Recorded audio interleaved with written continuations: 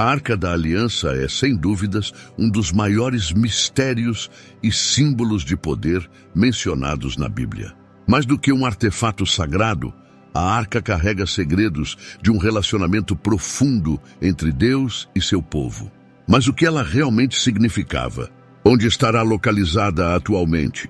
Enquanto muitos a conhecem apenas como uma relíquia poderosa, a verdade escondida em suas histórias e milagres revela lições espirituais de confiança, temor e presença divina que transformaram gerações. Hoje vamos além das descrições históricas e adentraremos a essência espiritual que a Bíblia revela sobre a Arca da Aliança.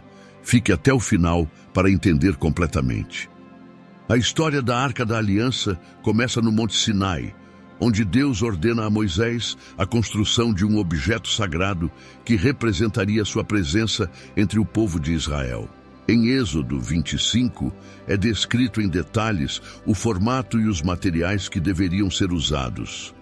A arca seria feita de madeira de acácia e coberta de ouro puro, com anéis de ouro em suas laterais para receber varas que permitissem seu transporte. No topo, um propiciatório de ouro maciço seria adornado com 2 querubins, de frente um para o outro, com asas estendidas, simbolizando a majestade e santidade de Deus. Esse objeto seria o lugar de encontro entre Deus e seu povo, um ponto de comunicação direta onde Deus manifestaria sua vontade. A arca tinha um propósito claro: guardar as 2 tábuas da lei, ou seja, os 10 mandamentos, que representavam o pacto entre Deus e Israel. Dessa forma, ela simbolizava a aliança, um acordo de proteção e fidelidade que exigia obediência e respeito mútuos. O fato das tábuas da lei estarem guardadas dentro da arca destacava a centralidade das instruções divinas na vida espiritual e moral de Israel.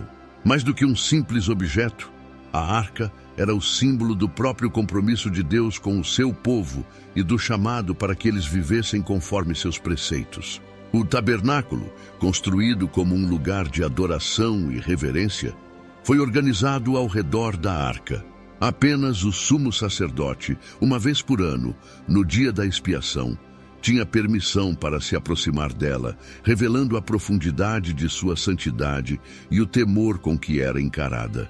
Esse contexto inicial explica a profundidade do vínculo entre a arca e a presença de Deus, reforçando que ela não era apenas um artefato religioso, mas uma representação viva da aliança divina e uma constante lembrança do chamado de Israel à obediência. Desde a sua criação, a Arca da Aliança demonstrava o poder divino de forma tangível para o povo de Israel. Um dos primeiros relatos desse poder ocorre quando os israelitas, guiados por Josué, atravessam o rio Jordão a caminho da Terra Prometida.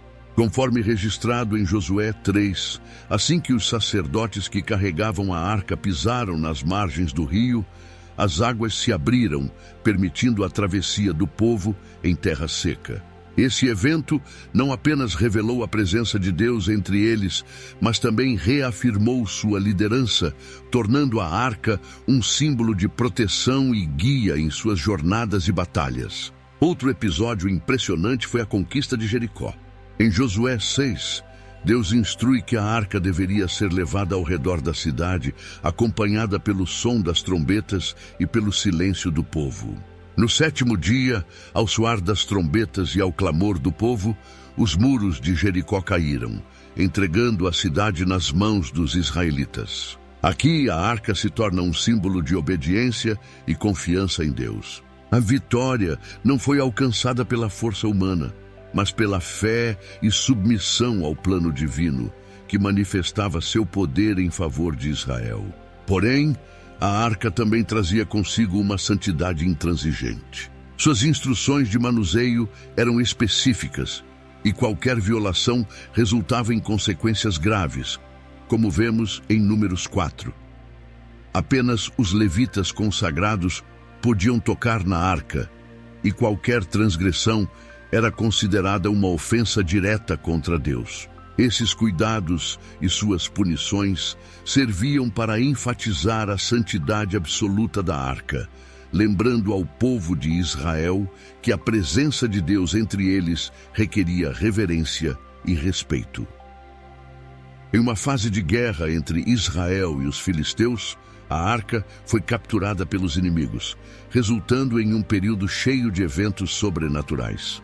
Como narrado em 1 Samuel 5, os filisteus levaram a arca para seu território, colocando-a no templo de Dagom, o deus deles. Contudo, a presença da arca em terras filisteias trouxe desconforto e temor. No dia seguinte, a estátua de Dagom foi encontrada prostrada diante da arca. Após ser erguida novamente no dia seguinte, Dagom apareceu outra vez caído, mas agora com a cabeça e as mãos quebradas. Essa situação evidenciava que o poder de Deus era incomparável e que mesmo em solo inimigo, sua glória não poderia ser subjugada. Além desses sinais, a presença da arca trouxe uma série de aflições aos filisteus, incluindo tumores e pragas que se espalharam pelas cidades para onde a arca era levada. Esses acontecimentos enfatizavam que a santidade de Deus não poderia ser violada e que sua presença era um fardo insustentável para os que não pertenciam ao seu povo. Desesperados, os filisteus decidiram devolver a arca, mas temendo ofender ainda mais o Deus de Israel, consultaram seus sacerdotes para fazer a devolução da maneira correta, com oferendas de ouro para aplacar a ira divina.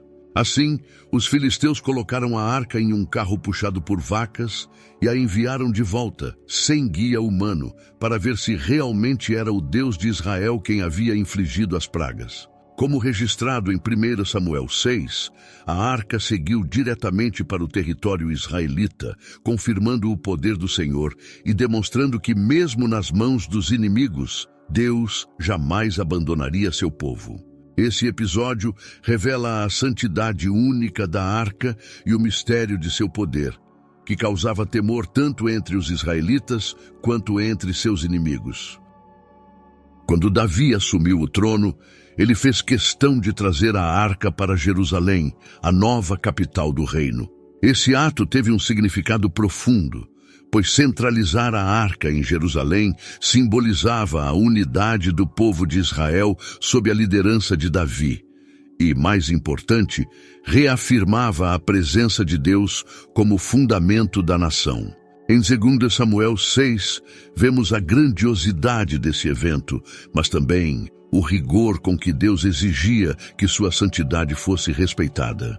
Quando Uzá tocou a arca para estabilizá-la durante o transporte, foi imediatamente punido com a morte, o que reforçou que nem mesmo as boas intenções podiam justificar a quebra das instruções divinas. Após essa interrupção, a arca finalmente chegou a Jerusalém, sendo recebida com júbilo e celebrações, demonstrando a devoção do povo ao seu Deus. Posteriormente, com a construção do templo por Salomão, a arca foi colocada no Santo dos Santos, o lugar mais sagrado do templo, reservando-lhe um lugar de honra incomparável.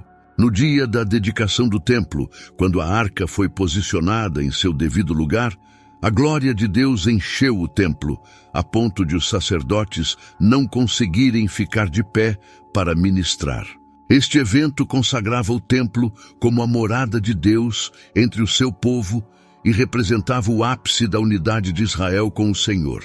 Com a arca no templo, o povo de Israel via nela um símbolo de estabilidade e segurança espiritual que transcendeu gerações. Era ali, no Santo dos Santos, que o sumo sacerdote entrava uma vez por ano para fazer expiação pelos pecados da nação, marcando o pacto contínuo entre Deus e Israel.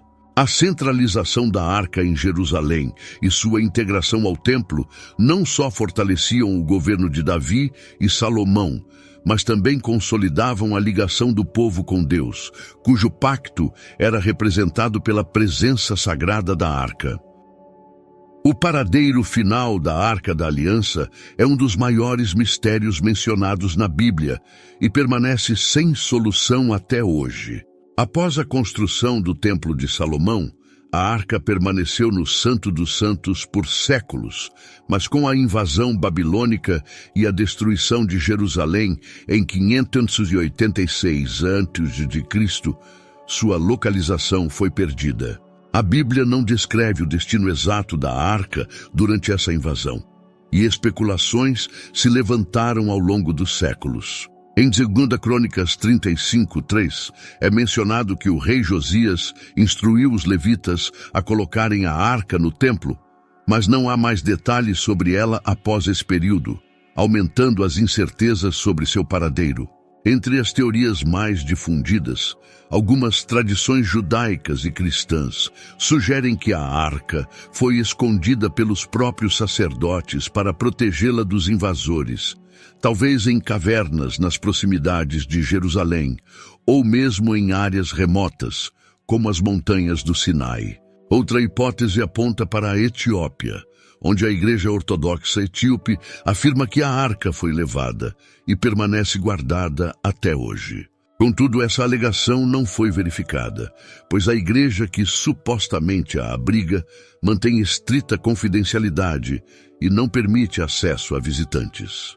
Para além de seu possível destino físico, a Bíblia e os estudiosos veem um propósito espiritual mais profundo por trás do mistério da arca. Em Jeremias 3,16, Deus declara que um tempo viria em que o povo não mais se lembraria da arca, indicando que a presença divina não dependeria de um objeto físico. Isso sugere uma transição na aliança, onde Deus passaria a habitar no coração dos fiéis, apontando para um relacionamento espiritual direto e íntimo.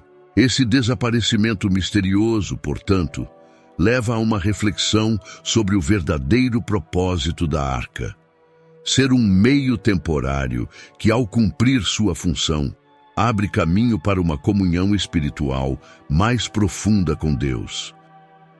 Agora surge uma questão profunda. Será que estamos prontos para viver de acordo com a aliança que Deus selou com seu povo? As lições deixadas por esse objeto sagrado vão além de seu poder físico ou localização, desafiando-nos a refletir sobre nossa própria fé e compromisso com Deus. O que essa história inspira em você? Reflita sobre isso. Se inscreva no canal, deixe seu like e ative as notificações para continuar aprendendo sobre temas espirituais que podem transformar sua vida.